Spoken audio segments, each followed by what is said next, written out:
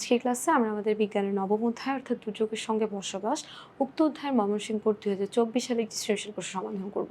আমাদের উক্ত প্রশ্নের উদ্দীপকের দিকে যদি লক্ষ্য করি, উদ্দীপকে বলা হচ্ছে বাংলাদেশের দক্ষিণ অঞ্চলের কথা, যেটা বিশেষ দুর্যোগপ্রবণ একটা এলাকা। দক্ষিণ অঞ্চল বলতে আমরা কি বুঝি? ওই যে কক্সবাজার, চট্টগ্রামের যে সাইডটা, সেই অঞ্চলের কথা বলছে বঙ্গোপসাগরে নিম্নচাপ, ঘূর্ণিঝড়, জলোচ্ছ্বাস সেগুলো হয়ে থাকে। তাই দক্ষিণ অঞ্চলের মানুষ ভয়, আশঙ্কা, শঙ্কা এগুলোর মধ্যে কি করে? জীবনযাপন করে। প্রথম ক নম্বর প্রশ্নতেই বলছে কার্বন দূষণ কাকে বলে। সো কার্বনের পরিমাণ বেড়ে যাওয়াকে কার্বন দূষণ বলে, এটাই মনে রাখবা। তাহলে লিখতে পারি কিভাবে? পৃথিবীর বায়ুমণ্ডলে কার্বন ডাইঅক্সাইডের পরিমাণ বেড়ে যাওয়াকে কার্বন দূষণ বলা হয়। আমাদের দ্বিতীয় প্রশ্নতে বলা হচ্ছে অ্যাসিড বৃষ্টি কেন হয়। সো অ্যাসিড বৃষ্টি কেন হয়? অ্যাসিড বৃষ্টির জন্য আমাদের বিভিন্ন রকমের কারণ আসলে জড়িত। সেটা হতে পারে আমাদের প্রাকৃতিক, সেটা হতে পারে আমাদের মানব সৃষ্ট। সো আমাদের প্রাকৃতিক কারণের কথা যদি বলিস, তার মধ্যে খুবই উল্লেখযোগ্য দাবানল, বজ্রপাত, আগ্নেয়গিরি অগ্ন্যুৎপাত, গাছপালার পচন এগুলো। এই সকল প্রক্রিয়ার মাধ্যমে কি হয়? আমাদের যে নাইট্রোজেন অক্সাইড এবং সালফার ডাই অক্সাইড রয়েছে, অর্থাৎ NO2 এবং কি SO2, এই দুইটা গ্যাস আসলে নিঃসৃত হয়, যেটা আমাদের বাতাসের সঙ্গে, বাতাসের যে অক্সিজেন এবং বৃষ্টির পানির সাথে মিশে বিক্রিয়া করে নাইট্রিক অ্যাসিড এবং সালফিউরিক অ্যাসিড উৎপন্ন করে। এবং পরবর্তীতে যখন বৃষ্টি হয়, সেটা তখন কি করে? বৃষ্টির পানির সঙ্গে বিক্রিয়া করে যথাক্রমে নাইট্রিক অ্যাসিড এবং সালফিউরিক অ্যাসিড তৈরি করে আসলে আমাদের প্রকৃতির মধ্যে নেমে আসে, এবং সেটা তখন এই অ্যাসিড বৃষ্টির সৃষ্টি করে। সো এই হলো আমাদের অ্যাসিড বৃষ্টির কথা। চলে যাব আমাদের গ নম্বর প্রশ্নে। আমাদের গ নম্বর প্রশ্নতে বলছি উদ্দীপকের দ্বিতীয় দুর্যোগটির কারণ ব্যাখ্যা করো। সো আমাদের দ্বিতীয় দুর্যোগে দেখতে পাচ্ছি ঘূর্ণিঝড়। সো তোমার কাছে ঘূর্ণিঝড়ের কারণ আসলে জানতে চেয়েছে। সো ঘূর্ণিঝড়টা কেন হয়? তো আমাদের বলা হচ্ছে উদ্দীপকের দ্বিতীয় দুর্যোগটি হলো ঘূর্ণিঝড়। ঘূর্ণিঝড় মূলত সমুদ্রের উপর সৃষ্টি হওয়া একটা প্রাকৃতিক দুর্যোগ, যা নিম্নচাপ এবং উচ্চ তাপমাত্রার কারণে তৈরি হয়। এটা উপকূলীয় এলাকায় ব্যাপক ক্ষয়ক্ষতি ঘটাতে পারে। সাধারণত ঘূর্ণিঝড় সৃষ্টির জন্য মানুষের তাপমাত্রা প্রায় 27 ডিগ্রি সেলসিয়াস বা তার বেশি আসলে হতে হয়। সমুদ্রের গরম পানি বাষ্পীভূত হয়ে উপরে উঠে আসে এবং পরে সেটা জলকণায় পরিণত হয়। এ সময় বাষ্পীভবনের সুপ্ত তাপ বায়ুমণ্ডলে ছড়িয়ে পড়ে, ফলে তাপমাত্রা আরও বেশি বৃদ্ধি পায় এবং বায়ুমণ্ডল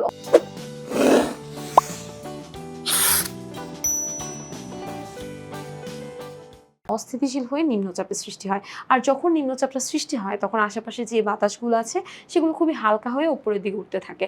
সো বেসিক্যালি কেন? বিকজ আমরা জানি যখন পানিকে আমরা খুব বেশি ফুটিয়ে ফেলি, খুব বেশি গরম করে ফেলি, তখন সে কী হয়? সে হলো গিয়ে বাষ্প হয়ে যেমন চলে যেতে থাকে, ঠিক তেমনি আমাদের যখন তাপমাত্রা হলো গিয়ে অনেক বেশি মানে বেড়ে যায়, তখন আমাদের এই পুরা যেই চাপটা সেটা উপরের দিকে আসলে ধাবিত হতে থাকে, এবং এই তাপের প্রভাবে ঘূর্ণায়মান অবস্থায় বেসিক্যালি উপরের দিকে উঠতে থাকে, এবং এর কারণে ঘূর্ণিঝড়ের সৃষ্টি হয় এবং বাতাসের বেগটাও অনেকটাই বেড়ে যায়।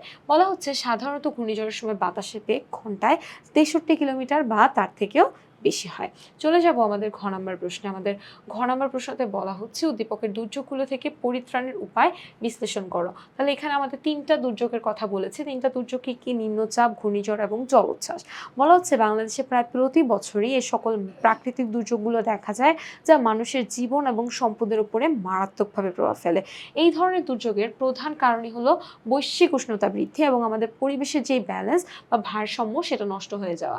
বলা হচ্ছে যে বৈশ্বিক উষ্ণতার প্রভাবে জলবায়ুর পরিবর্তন ঘটে, যার ফলে নিম্নচাপ, তারপরে আমাদের ঘূর্ণিঝড় এবং জলোচ্ছ্বাসের পরিমাণ এবং তীব্রতা বেড়ে যায়। আমাদের পরিবেশ দূষণ, আমাদের হলো বন উজাড় এবং প্রাকৃতিক সম্পদের যে অপব্যবহার, এগুলোর কারণে এই সমস্যাটা আরও আসলে বেশি হয়ে ওঠে। ফলে আমাদের যে জীববৈচিত্র্য আছে সেটা হুমকির মুখে পড়ে, আমাদের মানুষের জীবনযাত্রা বিপর্যস্ত হয়ে পড়ে। বলা হচ্ছে এই সকল দুর্যোগ থেকে রক্ষা পেতে হলে আমাদেরকে আমাদের পরিবেশকে আসলে সংরক্ষণ করতে হবে, এবং এই দিকে আমাদেরকে গুরুত্ব দিতে হবে। আমাদের মাটি, পানি, বায়ু, উদ্ভিদ এই ধরনের সম্পদগুলোকে সঠিকভাবে রক্ষা করতে হবে। পরিবেশের ভারসাম্য বজায় রাখতে আমাদের দূষণ কমানো, এগুলো সঠিক ব্যবহার এবং অপচয় রোধ করাটাও কি অত্যন্ত জরুরি। এবং এই বৈশ্বিক উষ্ণতা আমাদের কমানোর জন্য আমরা গ্রিন হাউস গ্যাসের নিঃসরণটাকে হ্রাস করতে পারি। আবার আমাদের এই যে বনকে আমরা উজাড় করে দিচ্ছি, গাছপালা কেটে ফেলতেছি, সো এগুলো যদি আমরা করি, সেই জিনিসটাকে আমরা বন্ধ করে দিতে পারি, এবং তার পরিবর্তে আমরা আরও বেশি বেশি পরিমাণে হলো গিয়ে বৃক্ষরোপণ করতে পারি, যাতে করে আমাদের চারপাশে অক্সিজেনের পরিমাণ বৃদ্ধি পায়, কার্বন ডাইঅক্সাইডের পরিমাণটা কমে যায়, বৈশ্বিক উষ্ণতাটা কমে যায়। সো এভাবে আমরা হলো গিয়ে আমাদের প্রাকৃতিক ভারসাম্য রক্ষা করে আমাদের দুর্যোগের প্রভাবটা কমাতে পারি, এবং এই ধরনের সচেতনতা বৃদ্ধি এবং প্রকৃতি সংরক্ষণের মাধ্যমে আমরা আসলে আমাদের প্রাকৃতিক দুর্যোগগুলোর ক্ষতিকে অনেকাংশে কমিয়ে আনতে পারি। আশা করি আজকের ক্লাসটি সকলের জন্য খুবই ইজি ছিল। পরবর্তী আবার একটি ক্লাসে তোমাদের সকলের সঙ্গে দেখা হয়ে যাবে। সবাইকে আল্লাহ হাফেজ।